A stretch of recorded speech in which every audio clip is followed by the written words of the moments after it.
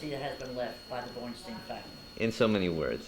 Is that right? That's right. Well, So start at the very beginning, as far as you know. Let's start with my grandfather on my mother's side. He was from what I gather from my father, he was a brilliant man. What was his name? His name was Chaim Siskind. And he was a learned man because he learned the Talmud backwards and forwards. He learned the Chumash, the laws of Judaism.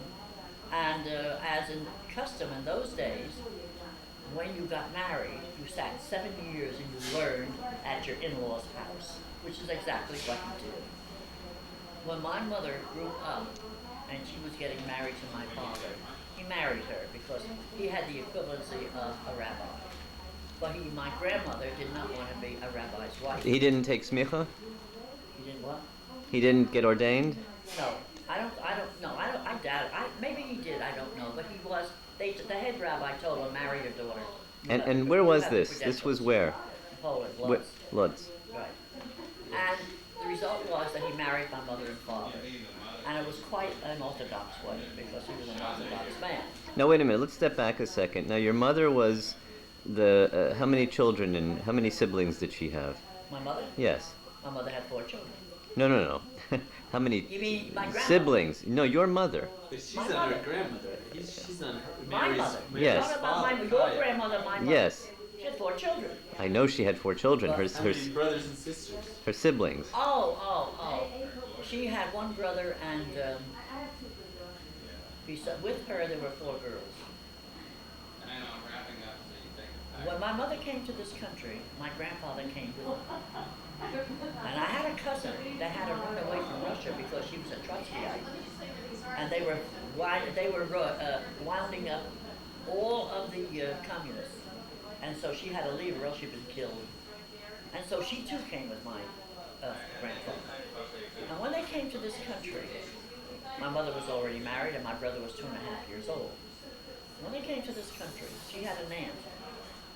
My mother had an aunt who lived in New York, in Manhattan, and she had a very big dry goods store. She was a rich woman, and she owned property on Hester Street. When my mother came here, my father was already settled in Patterson, and she went to Patterson, but naturally with my father, and he was working as a weaver, but he always said he was not going to work for anybody. And then there was a very, very big strike in Patterson. Family head strike. And he decided that he was going to do something now where he could make some extra money where he could go into his own business. And he went to the manufacturing and he collected a lot of the bobbins. They called them bobbins in those days, where they spin the silk. Who's laughing here? Is he interfering? That one over there in the blue shirt? No, not the bobbin and the weaving. Go ahead, continue. We jumped around a little bit here. We jumped around a little bit. Yeah, I'll get back. Okay.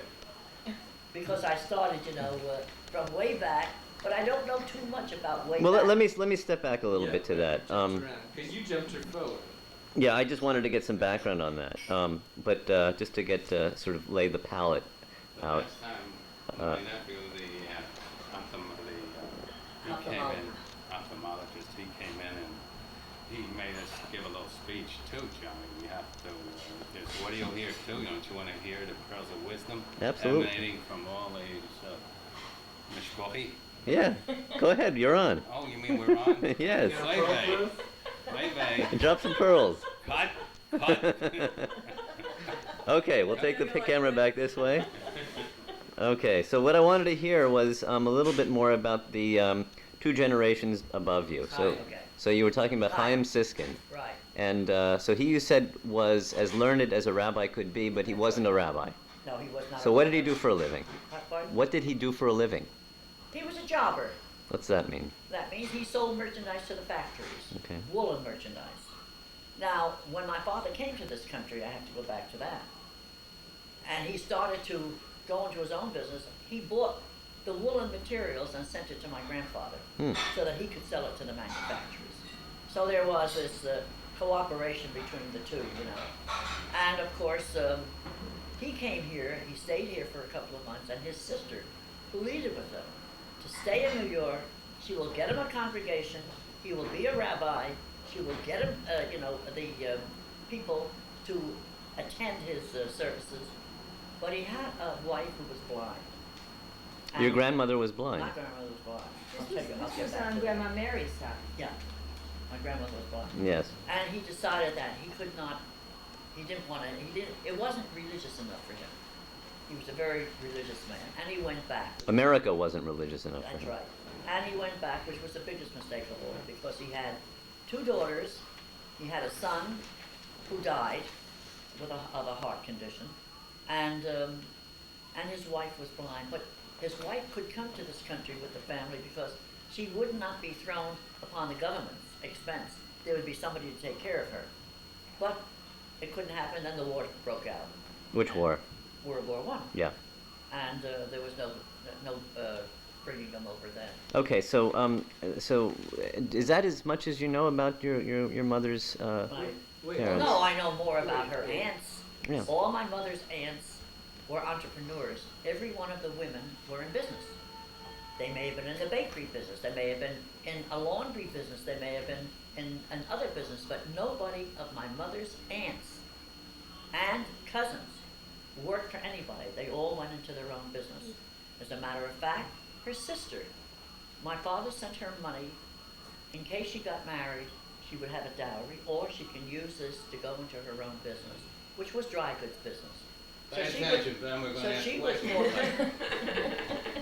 more. Wait. I have a question because I'm confused on chronology a little bit. 1911 was when Sam, your father came over. No. My father came over in 1909. 1909. Yeah, 1909. Right.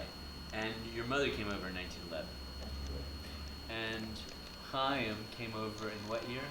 When my mother came here. In 1911. Right. And he stayed about a year? No, he stayed about a couple of months, 4 or 5 Less months. than a year. So Right. he went back He in went back. 1912 or Right. 1911. Right, Okay. And the war was 1914. exactly. And Right. everything stopped. Right. So the result, well, where got to leave off? Okay, so we're sort of jumping around. It's okay. Okay. Did she discuss yet how the parents met? How did they Oh, meet? how my mother and father met? Yeah. Yeah. It's very interesting. My mother told her father that he was not going to pick a bride for her. She was the only one who was bringing money into the house. My mother was a dressmaker, and she used to get all the fashions from Paris. And the rich women, and not Jewish women, but the rich Polish women would come to her, and she would make, dresses for them. So the result was that when she told her father, "You are not going to pick my husband, but whoever I pick, you're going to like." That's her It's mother. extraordinary. That's And all so- tragic over there. My mother's cousin How old is she there? had a factory. Old enough to They know they that. wove cloth, That's incredible. What a and my great father at photo. that time was working for Look what them, happened. Working for whom? for my mother's cousin. I see. And one of the friends of my mother came up and said, "You know something? There's a young man there. I'm sure you're going to like him. He's smart, he's good looking, he's nice. Are you interested?" She said, "Sure, I'm interested." So she went down to the plant. That was her aunt's plant. And she looked around. She saw this young man. And she said, "Not bad."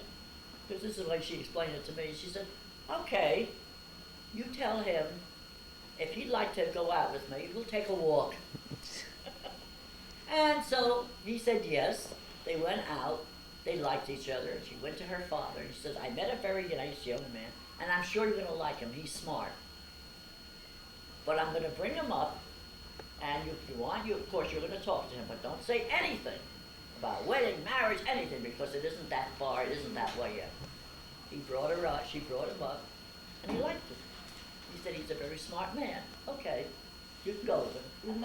Not that it would have mattered, because my mother was not going to take anything that he liked. It had to be what she liked.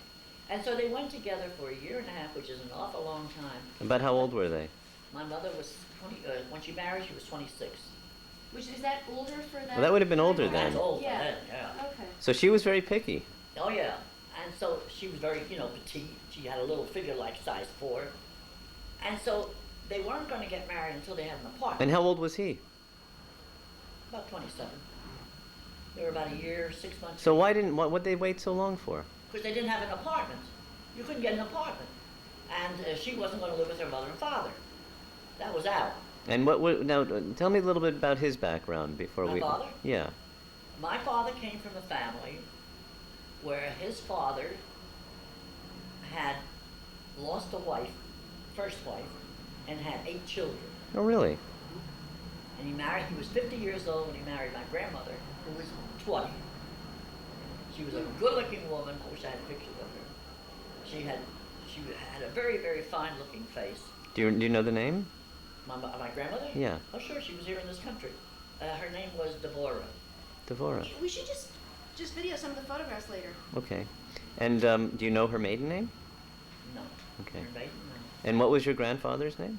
My grandfather's name was Jacob Gedalia, your father's name. Oh, is that interesting? Yeah. Okay. Bornstein. And so he married this woman, my grandmother, and she had 8 children with him. This man had 16 children. Oh my goodness. At the age of 50, and he's going up. So this was a strong man. He died when he was 98 years old. Good for him. And he died during World War II because my father sent money and it never got to him. Oh. So he died of starvation. Oh. So he was a pretty sturdy man. Now, what business was he in? My father. My grandfather had a farm, but my grandmother did all the work. After all, my grandmother was 20, 22, and he was 52. What kind of farm was it?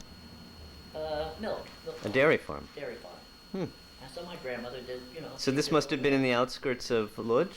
No, this was in Lodz, but I guess there must have been some Countryside, yeah. some countryside where they. So were they had landowners? cats. Did they own the land? They owned those. So was your grandfather the son of the first marriage or the second marriage? My grandfather. Your father, her father. My father was of the second marriage. Second marriage, yeah. And so there were 8 children, but a few of them died. And when he came to this country, there must have been about 7 left. Did you know where any of these relatives are, or where they ended up? Yeah, they ended up in a concentration camp and they all got killed. They all got killed. So the only one who came over was your father My father and his brother. and his brother. Now, my father came over. Let me go back. Sure. When the Japanese and the Russians, there was a war, as if you know your history. Sure.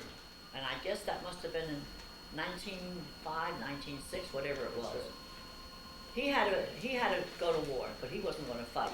So while he was there, they asked several of the soldiers if anybody knew music, or if anybody wanted to learn music. He raised his hand, and he'd rather play music than fight. Was he a And so musician? he played a flute. Did he know how to play? No, but they taught him. I see. They taught him, and he learned music, and he became a lieutenant, and he went from one kiosk and from one city to another, and they played in gardens, they played before the Tsar, they played all over. So he never fought. And when the war was over, he came back. That's when he met my mother. Now, there was a call to arms again, and my mother said, no way is he going to war. So she wrote a letter to her aunt, who was living in New York, and she sent money for a ticket, and they came, my mother, and my brother, and my grandfather, and this woman who ran, because otherwise the Trotskyites, the Russian Tsar would kill her, because she was a communist. She was a communist in our family. There's more than one. What was the other communist? Oh, that one there. Okay, Johnny, I remember you when you were the rebel of the family. I remember you went to a bar mitzvah, you went to a sweatshirt. And we had No, you got the wrong guy. This is the guy. I'm talking about John went and wore a sweatshirt. Wait, No, we're he wore a lovely And he told sweater. us, I It was a said, beautiful hey, white sweater. you're lousing up the affair. You gotta, and so he lent him a jacket. He was a real rebel. I mean, so yes, he's a finer mensch No, you know what he because said? he's. Wait, we're giving the wrong history here. This isn't the history we're interested Oh, in. we're wrong history. I'm sorry. Continue. Tell you that. I almost got that for our wedding. I didn't know this was for the record. Anyhow, where are we now? I'm glad you set it straight. And it's on tape. I think John should have been on camera. He was cute. Okay, so let's pick up from the Trotskyite who had to flee. What a flea. Do you remember her name? Yeah, Silka. Are you going to edit out She's your dead section? today. Anyway, And so they came here. My father was in Patterson, and Now wait, let me step back a second. Now, Lodz, was that a center of textiles? Yes. It was. Okay. yes, in a large city. Uh-huh. Warsaw was the capital, and that was, I think that was larger than Lodz, and Lodz was the second largest city. And when you lived in Lodz, you had to really own your own apartment, or else you couldn't find a place. Mm. And also, the Jewish people could not go to public school. They weren't allowed. They weren't allowed to hold public jobs or work for the government. And so everybody went to the yeshivas or the private schools, and you learned that way. But they learned pretty well because they were smart. Now we're coming back to Patterson. And my father was a weaver, as I said before. But he wasn't going to be a weaver for long. So, as a weaver, does that mean that he was essentially a skilled crafts? Well, you know, they had machines then, and he wove the cloth onto the machines, and that's how you Yeah. got the fabric. So he really was just a laborer then, in effect. He was a laborer. Yeah. Right. And then when there was a very big strike, everything shut down. And so he went from one plant to the other, and he figured if I buy up all these bobbins, the bobbins are like cones today, Yeah, you spin it on there. If I buy all of this up, the mills are going to open up again. They will need this for spinning. So I'm going to buy as much as I can. So he bought it cheap, in other He words? bought it for nothing practically, and he made arrangements with the landlord that we lived in. They had a big basement. He said, "I'll pay you rent. Let me stock up the things that I'm buying." So he did, and when the strike was over, after about 4 or 5 months, in the meantime, my mother was still a dressmaker because somebody had to bring money in. When there's a strike, you're not getting paid. Mm-hmm. And when the strike was over, he went to the mill, and he charged them whatever the price will take. And he came home and he said to my mother, "I made $1,000. I'm now in business for myself." He bought all kinds of materials, anything that he could buy in New York that he knew where there was a market. He would have it baled, and he would sell it to the various waste people. He would buy the waste that came off the looms. Mm-hmm. And he would sell that to the spinning people because you can take that and you can spin the yarn and you recycle the materials. He bought that. Wherever he felt there was a market, he bought it. And the result was the first 2 years, he made $10,000. Now you make $10,000 in 1914, that's a lot of money. And that's how he got into the raw silk business. Mm-hmm. And then he bought raw silk from Japan, and he tied up with 2 plants in Pennsylvania, and they would not recycle, but they called it throwing, throwsters, whereby they would spin the cloth, spin the yarn, and then you would give them dimensions. Now there would be like 2020 denier would mean that this is a very fine silk that's going to go into underwear. Yeah. It's going to go into very fine clothes. Now there was also a 1315 that you bought from China, which was beautiful stuff. That would be damask, gorgeous ballroom clothes. But the most beautiful cloth came from the taffetas. Yes.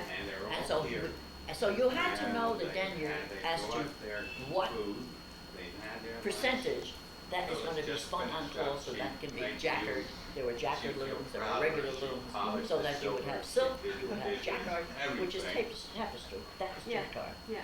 And you would have taffeta. So all of this stuff he would send to 2 different plants, and then he would sell it to the manufacturers. And of course times were very good.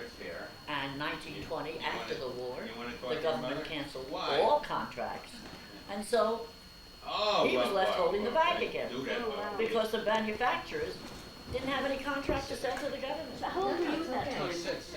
Hi. I must have been about 7 years old. Do you remember that? No, Yeah, Okay. something I along couldn't those remember lines. that far back. So let's see. My So brother Jack was born in 1920. At that time, things were beginning to perk again. So my brother, when he had his bris, my God, Tokai wine, you got the best of wines that were flowing all over the place. Because he came back again. And what he always remembered and he always told us, it's a very good story. When he was left with maybe $5,000 or $10,000 after having close to $200,000, that's a lot of money in Did those you days. manage those days? Yeah, we stopped. And when he went to the bank in Philadelphia, Here. and he said to him, "Look, this is what happened. Right. they canceled the contracts. My manufacturers are going broke, and I want to get back into business. I have $10,000 I left. don't know, what if your loan just... So they said, we will give you credit. You know why? You're young, and you're honest. We have never had trouble with any of your lines of credits. And so they gave him money to start up again. And then from 20 until 34, he made a fortune. That's from And then came the depression was already on. But he lost money because he started to, and he was right when he did this, became a member of the commodity exchange. He had a seat on the commodity exchange. What do you mean your call is to... He had, and we had a direct wire What to time the is the floor. show? Now he had X number of bales. There were 113 pounds in a bale. And let's say he had 400 bales. And the silk market was just dropping dead. All right, hold on. He sold short, which is good. That's what this commodity market is really all about. Every time he sold a lot short, What? every time he sold a lot After the for his show. customers, he covered. So that he wasn't gambling. He wasn't losing, but he wasn't gambling. And where he made his money was on the process of the cloth. But when he started, I can't blame it on my brother Phil. He was going to Fordham Law School at that time, and he had an economics teacher. I think it was Forbes' father, whatever it was. He wrote several books, and my father used to read all of the books, you know, on commodities and everything else. And he told him, sell or cover, and he covered. He was wrong.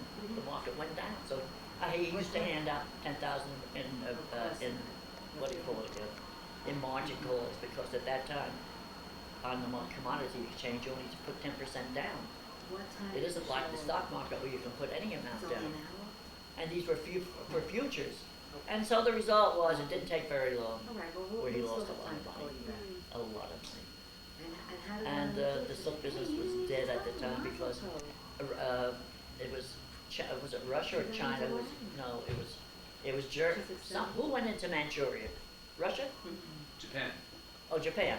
Japan went into Manchuria, and China was practically on its knees. And Japan, there was an embargo on all merchandise coming in from Japan. So the silk business was really down. How old was he at that point? At that point, my father died when he was not even 60. Really very young. Oh wait, I have to time out here. The result was that he died in 1941, and this took place. He had a heart attack in 1935, and he came back to himself. And actually, I'll never forget this. This was Yom Kippur.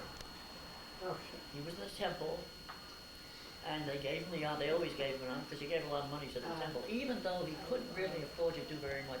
They would never take his seat away. They would always honor him all the time. And he said, I have a good feeling. I have a wonderful feeling that this is going to be great, because this was October of 1941. Oh, God. The war started December of 1941. And he was showing me on the charts. He said, see the accumulation. He was a chartist. Yeah. You see the accumulations that are taking place. People are buying. He was in wheat. He was in rubber. He was in silk. Not silk. Silk was dead. And he was in all the type of commodities. Cotton. He said, look what is happening here. And he shows me. He says, there is an accumulation of wheat, an accumulation of rubber, an accumulation of and copper. He said, there's going to be a war. There has to be a war. Because he could, he could also see what was going on. But he didn't have the life to live. Because the day after Yom Kippur, he got a heart attack. 2 days later, he died. October 3rd, he was dead. And so that was it. Now, what did he leave behind? Was he broke? No, he left about 25,000, but that was wasn't much money.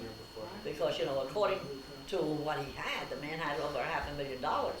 Did he have many debts when he died? No debts. No. He was one man that didn't. So then how did your mother, she ended up going broke, Well, we went to work. I got a job. Just as well that I did get a job, because at least I did something. Because otherwise I may not have gotten a job. I used to run around with a car with friends of mine. None of us were working. And how old were you, sorry, then, at that At that time, I was in my early 20s.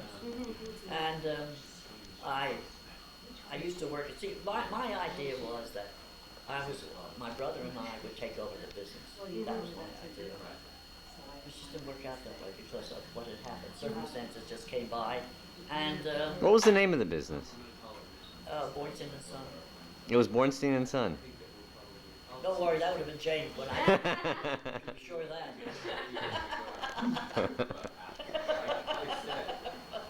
Anyway, I even told my father, I said, look, there'll be a time when you're ready to retire.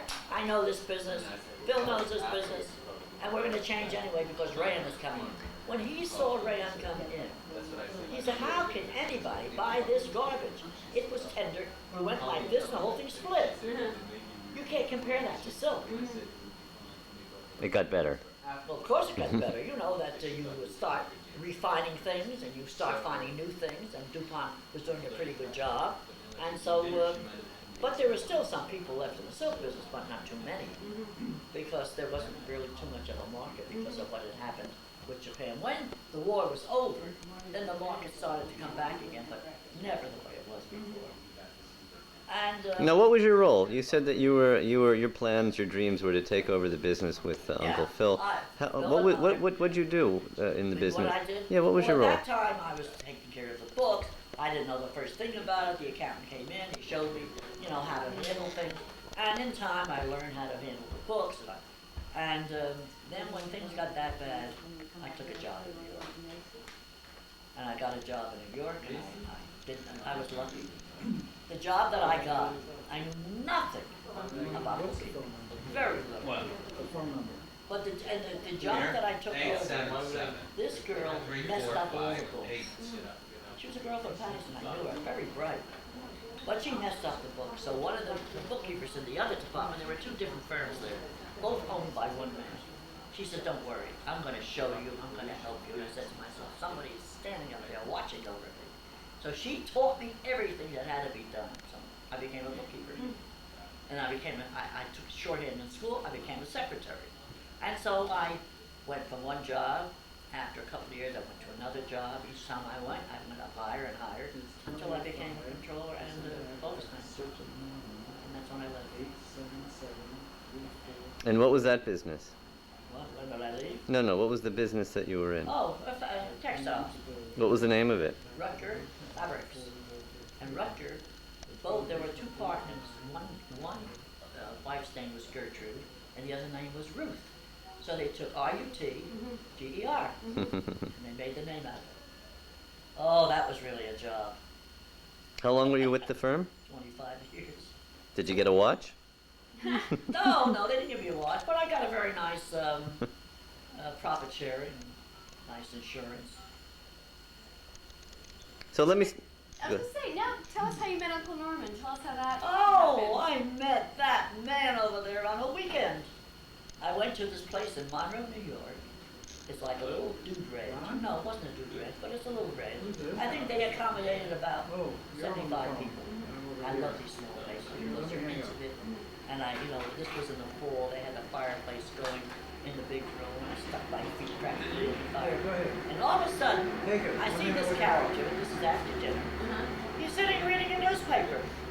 So I went over to him. I said, what are you reading a newspaper for? This is Saturday night. You're supposed to come in and you're supposed to mix with everybody. Come over. So I took him over. Was Walter with you at that time too? Yeah. Two of them. Who's Walter, a friend? A friend of his. That's the one who's doing what Johnny wants to do. He wrote his whole history. That's a book That's I the gave. book. Okay, yeah, I want to look at it. Yeah, Walter lost his leg in the war. You do what we did. Okay, go on. Why are you laughing? So I knew that he had a car, and Walter was there. I said, you fellas are going back to New York tomorrow. Yeah. Do you mind taking me and my friend? No, not at all. So then Norman started to call me, and that's how it started. How old were you when you got married? How old I was? Yeah. I don't want to tell you. About how old were you? 40? Now, No, 39. 39? Yeah. Okay. Why'd you wait so long? Because she didn't find Norman. Because I wasn't anybody that I really wanted to. I Oh, liked how my old did she job. tell you she I went was? out a lot. We don't Wasn't ask anybody you. wanted to settle down with. Mm-hmm. Finally, I met Norman, and I said to myself, he's a nice guy. It's time I settled down. Now, can I ask you, had you ever been proposed to before that? Oh, of course. How many times did she accept? You didn't ask her that. And what did they propose? So what did you propose? Well, I was a bachelor and I lived in a hotel. And I'll tell you how it the happened. only You want to hear how it happened? Oh, you better No get the proposal at all, I'll tell you how it clean happened. version. He had a mother that I adored. She was just lovely. And his mother kept saying, when are you going to get married? So I said to her, November the 8th, just like that. Well, thank God! I said, Norma, November the 8th is the day. What year was that? Yeah, I'm going to wait for him. 1953. How long were you dating before you set About the 2.5 dates? And years. Oh, really? you were married in 1950. 1953. You were married in 1953. So I said, we can't get 52. married. We found an apartment. Apartments were tough. I already She had the ran out apartment. and found an apartment. I had the pot, Is but this I the found one this you apartment. mentioned? No. Oh, this apartment. Matt, this apartment since you were married? That's remarkable. This Wow. apartment, because when you live in New York and you find an apartment that's comfortable, you don't move anymore because the rents are going up like crazy. Although, you know, my rent Yeah, I'll has tell- increased. I'm paying $1,000 a month now. Well, you know, how long Rochelle and Roger have been in their apartment? What'd you say? They've been in their apartment now for almost 15 years. The one that they're in now? Yeah. Phil, could you 15 tell they've years? been here all this time? 12 years? Look. 12 years, yeah. That is remarkable. Wow. It's New been York, painted. This neighborhood has It's gone been through what? so many changes. It's been painted. This neighborhood has My, gone through. What was that? What's this? Oh, that's his mother and Oh, father. wow. Okay, let me step back a little bit. We'll jump around in time here. I want you to talk about what you did during the war. I worked. You worked in that firm that you talked about? Partly. Partly. I worked in that firm partly. And then I worked in another firm. And then I left that firm to go to this firm. Because I felt that I would do better here in Czechia. Well, not only that, but I had a cousin who worked here, who worked at Rutgers. And I used to go up and, you know, meet her, we'd have dinner at night. And he always said, when are you coming to work? I said, when the time is right, I'll come. And so the time was right, and I called up and I said, no, he called me again. Is this the last time I'm asking you, you're coming or not? I said, I'm coming. And I gave my firm 2 weeks notice, they didn't like the idea. It was too bad because they said at that time, all salaries were embargoed. You could not give anybody an increase back because they gave me under the table. Otherwise, I wouldn't stay there. They gave me cash. But what I didn't like is I had to go over every week and ask them for the money. And I didn't like that at all. And I told them, I said, I'm not going to stay here if I have to ask you for money. Anyway, finally, it just got very much annoyed. I got very much annoyed with it. And when he said, come on up, I said, you got it, I'm coming up there. And that's how it happened. I went up there in 1944. So, were you close with your mother through all Yeah, of I was this? close with my mother. You were very close I was with her? very close with my father. Yeah. Would you say you were closer to your father or your mother? Well, it's hard to say. I was very close with my father because during the period when things were bad, I was the only one that could really bolster the spirits. Why is that? Yeah, well, I guess I have it in me. I could do that. Mm-hmm. My mother would, when I came from work, my mother would say, look, he's just very depressed. So I would go upstairs and I would talk to him. I would give him courage. And I would say, look, you could do it. You're a smart man. And finally, he did. He started to go back. He said, this is the year when I'm going to really make it. He didn't live. Now, He would have made it. but What you're, year was, He what died in years was it? 1941. So, October. if you think about why, Phil had his own problems at that time. No, not really. Really? I thought that was when it was No. difficult for him too. No, not 1941. In 1941, he was already in Pennsylvania, but he was beginning. He had two stores where he was selling, you know, piece goods. Right. Right. And it wasn't too bad. McKeesport. Keysport. That's Keysport. right. Is that where, yeah, Keysport. that's right. That's where he lived. I know more about your father's family than I know about my family. But you asked why, because it was her personality. That's the kind of person Sutch is. She's always up, no matter what. That's right. And, That's right. I'm not and the kind Esther didn't that can have sit that back and say, "Oh, what ability. was me? What am I doing?" And Phil I'm was not far that way. away. It's so and your obvious. dad was The day young. before your Yeah. surgery, it's, In it's gonna be fine. 1941, And he that's was drafted absolutely into incredible. he's 21 years old, yeah. He was 21 and he went right into the army. Right. I'm not that way. So I Her father So I- was a great guy. So I think. finally He was finally real got it rich. into his head. He says, I'm crazy. What am I doing to myself and my family? I still have my brains, I still have my body. So tell us a little bit about first of all, your Aunt Esther. Oh. Wait, did you go through who's who in the family? Like, who's the eldest? Where's Aunt Esther fit? No, wait, no, I'm talking about her Aunt Esther. There were two Esthers. There was her mother's sister, Esther, and her sister. My sister, Well, let's go with your Aunt Esther first. Big Aunt Esther. my Aunt Esther came here in 1920. Mason, Masonic. Yeah. And my father always said, you took the wrong sister. You should have taken the other sister. You're going to have trouble with her. And we did. She was a very unhappy person. Nobody was good enough for her. She would go out on a date. And if she found his pants was too short or too long, she didn't like him. Who are you talking My about? Aunt Esther. She was really, she was a nut. She lived with us, and it was very, very hard on my father. I remember her. They could not get along. Hmm. And finally, my father said to my mother, this is after many years, he said, either she's going to go or I'll have to find another This place. is your father's sister. No. Mother's sister. Big Aunt Esther is what we used to Big call Aunt her. Esther. Either she's going or I'm going to go. I can't stay with her anymore. So my mother said to my aunt, look, you're working down on Graham Avenue. You have your friend Helen. She takes people in, boarders. Why don't you go and stay there for a while? She said, okay. So she went down there. She stayed there for a while. And then, of course, when my father died, she came back. Okay, I didn't mind that at all.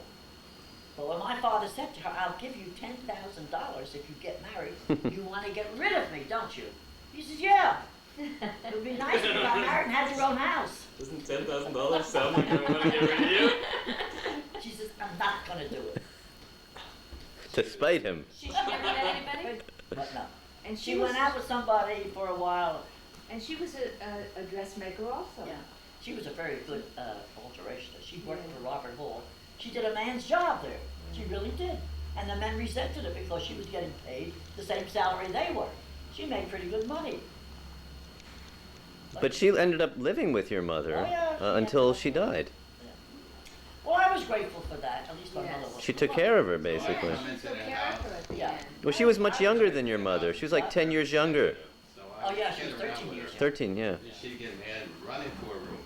Oh, this one here is crazy. Who? What? Aunt Esther. Oh, he fought with her once, and she ran into the room, and my mother says, Norman, she's a sick girl. When I heard that girl business, I said, she's not a girl anymore, she's a sick girl. I just teased her a little, but she couldn't She take can't it. take. Why? When Phil came into the house with Louis Berliner and his wife, something was said there. I didn't know this. I was here, but I got the information. She went over and slapped Philip in the face. And Phil's giving her money to live on. God. My mother calls me. She says, you don't know what went on here. I can imagine what happened. I don't know. Phil must have said something that she didn't like. She went over and slapped Lou Berliner in the face. Not Lou, Phil. She slapped Phil in the face. And they looked at her as if she was crazy. She was crazy. And then Phil called me. I said, I heard the news already. How did this happen? He said, she's nuts. I said, you're telling me. I mean, first of all, you know her. Leave her. I mean, just don't even answer her. So who was how did your sister Esther Yeah. get her name Esther if there was an aunt living with the name Esther? So what? It was named after a great aunt. They were both named after the same aunt. Yeah. And who was that aunt? I really don't You don't know. Esther Okay. something. Big Aunt Esther. The biggest Aunt Esther. I really don't know because there were several sisters. As a matter of fact, there was one sister who went to London with her husband. And Phil, as a matter of fact, tried to track down the son. This was during the World War II. He was in the Merchant Marine. And I think he found him. His name Wait, was- Phil was in the Merchant Marine? No. This cousin of Oh, ours sorry. was in the Merchant Marine in the English Navy. And he tracked him down. I don't know how he did it, but he found his name was Reuben.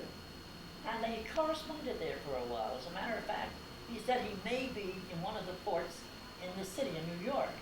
And of course, we never heard that he was or not. I don't even know if he lived through all this war. I don't know. But they went to London, they went to England in the early 1900s. So they were avoided all of this. They were about the only ones that were left living. My mother had a cousin who used to go to Belgium, and she would buy all this gorgeous, beautiful linens that were hand woven, hand embroidered. She was in Belgium 2 days before Poland was invaded. She came back 2 days. Can you imagine? But even so, if she was in Belgium, Belgium was invaded anyway by Hitler.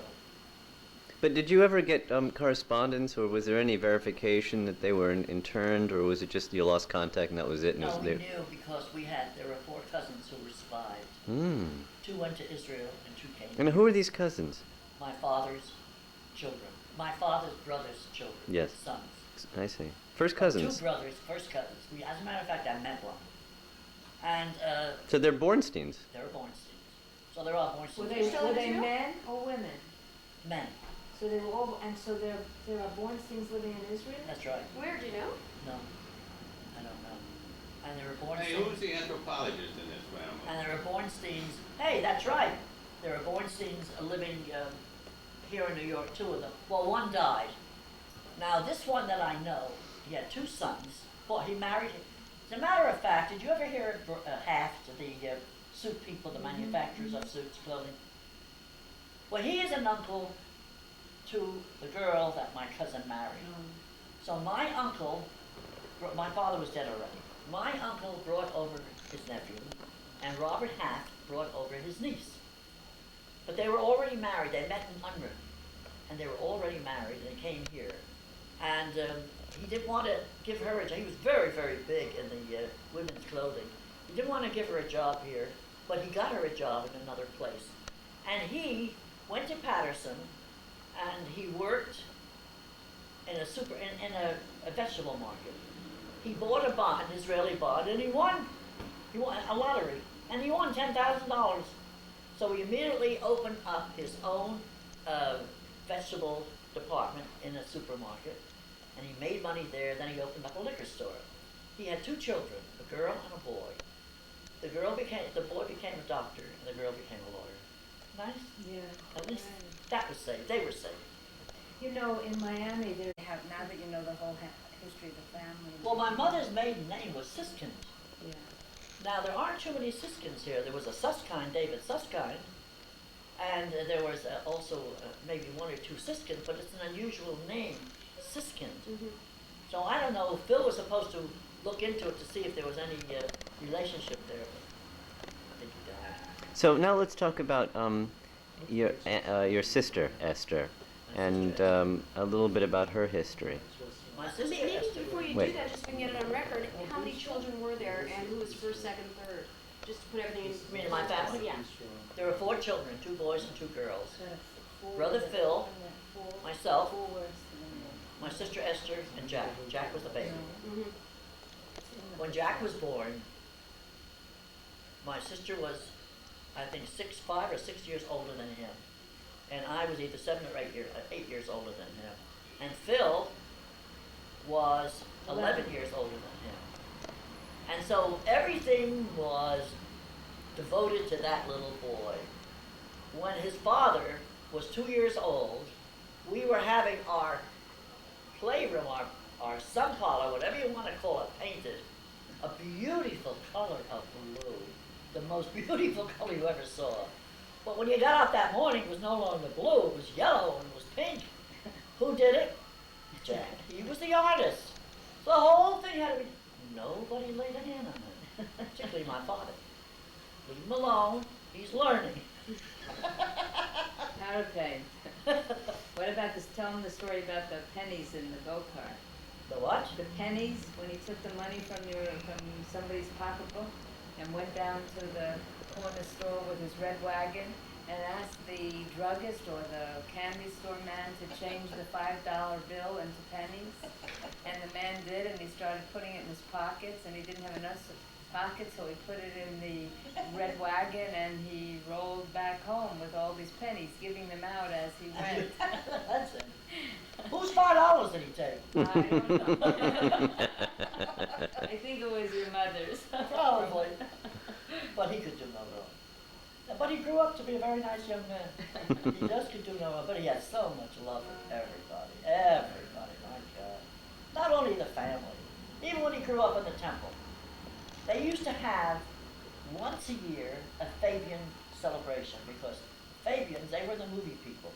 They gave $100,000 for the Hebrew school, and they also picked up the mortgage for the temple. And so every